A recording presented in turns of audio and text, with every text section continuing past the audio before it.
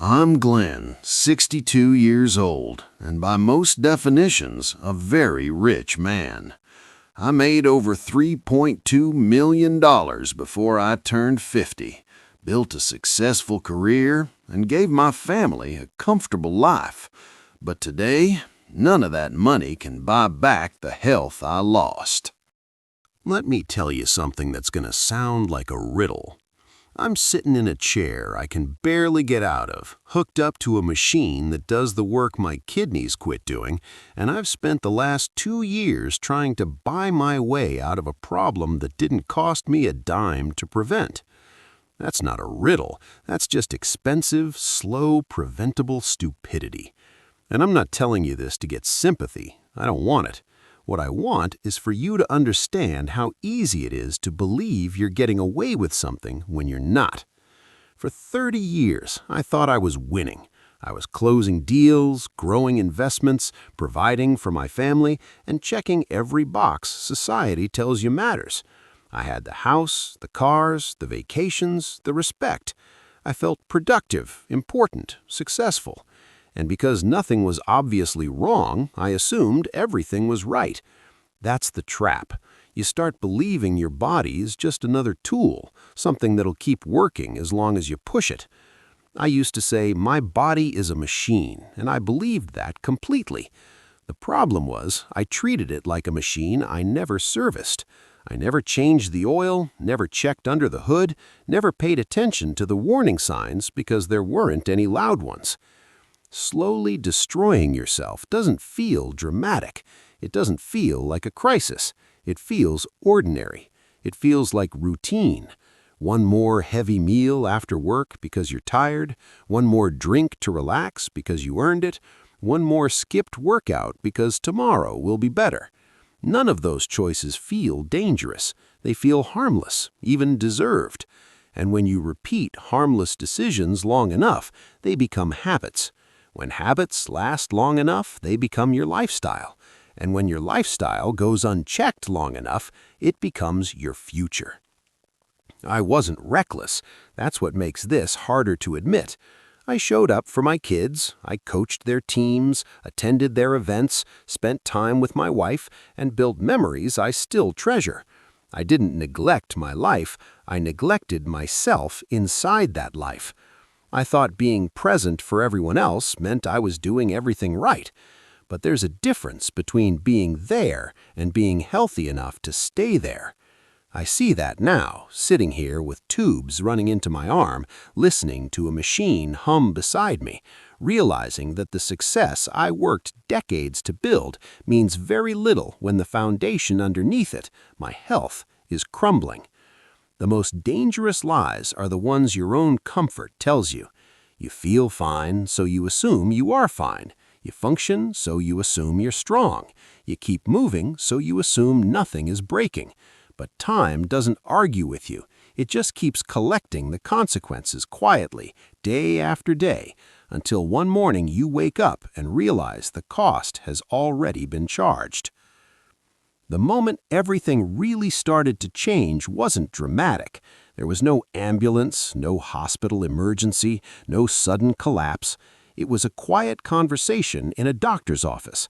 I was about 48, sitting on that crinkly paper they put over the exam table, when my doctor looked at my chart, then at me, and said, "You're pre-diabetic. Your numbers are higher than they should be. We need to make changes now." He wasn't angry, he wasn't scared, just calm and direct. And I remember nodding confidently, like I had just been told about a minor scheduling issue. I said, "Yeah, I hear you. I'll get to it." Those 4 words, "I'll get to it," were the most expensive words I've ever spoken in my life, because I didn't get to it. Not that week, not that month, not that year. Life kept moving, work stayed busy, dinners stayed heavy, drinks stayed frequent, and exercise stayed something I planned but never did. And the dangerous part was, nothing felt wrong. I still had energy, I still worked long days, I still laughed with my family. So in my mind, the doctor was just being cautious. But numbers don't lie, even when you ignore them. My blood sugar kept climbing. 6.3 became 7.1, then 8, then higher. My weight crept up slowly enough that I barely noticed. My blood pressure needed medication, then more medication. My ankles started swelling sometimes, but I blamed long days. My body wasn't screaming, it was whispering, and I didn't listen. Over the years, the damage kept stacking quietly. That's the thing about chronic illness. It's patient. It waits while you live your life, believing you have time. By the time symptoms become obvious, the foundation has already cracked. Eventually, my kidneys started failing. Not suddenly, gradually. Stage 2, then stage 3, then stage 4. Words that meant nothing to me at first suddenly became the center of my life. And then came dialysis. 3 times a week, 4 hours each session, sitting in a chair while a machine cleans your blood because your own body can't. That's 12 hours every week, more than 600 hours every year. Do you know what that feels like? It feels like time being taken from you in installments, hours you can't get back, hours you realize could have been prevented. I started doing the math one day and realized I spend more time attached to that machine than I used to spend on vacations with my family. That realization hits differently when you're staring at a wall in a clinic instead of a sunset somewhere you dreamed of visiting. And the cruelest part? Money doesn't help. I can afford the best doctors, the best treatments, the best care available, but I cannot buy healthy kidneys. I cannot purchase the years I wasted. I cannot negotiate with biology. For the first time in my life, there is no deal to close, no solution to engineer, no way to outwork the consequences. There is only acceptance and regret. Last Saturday, my granddaughter June came over. She's 2 years old, tiny, full of energy, wearing her little rubber boots, the kind that squeak when she walks. She ran into the yard and saw a puddle. Her eyes lit up with excitement, and she looked up at me with that high-pitched voice only a toddler has, barely recognizable as sound, and said, "Pop, Pop, you do it." She wanted me to jump in the puddle with her, to get down to her level, to laugh and splash, and feel the joy of the moment with her. I wanted to. I wanted to dive in, to act like an idiot, to feel her laughter ripple through me, but I couldn't. I couldn't bend my knees with pain, I couldn't move with effort, and if I had tried, I knew I wouldn't have been able to get back up. I just stood there watching her splash and laugh and realized that this tiny, ordinary moment was now something I had to miss because of the choices I had made over decades. That's the tax of a life neglected, not a dramatic, cinematic hospital scene, not machines beeping in sterile rooms, but a simple puddle and a 2-year-old laughing, and you cannot join her. That's the cruelest lesson of all. I'm 62, and maybe I have 10 years left if the dialysis holds and my heart cooperates.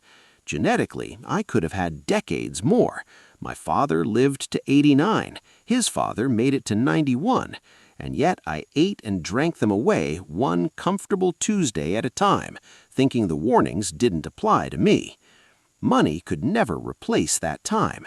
Money could buy experiences, vacations, even convenience, but it cannot restore what your body refuses to give you back.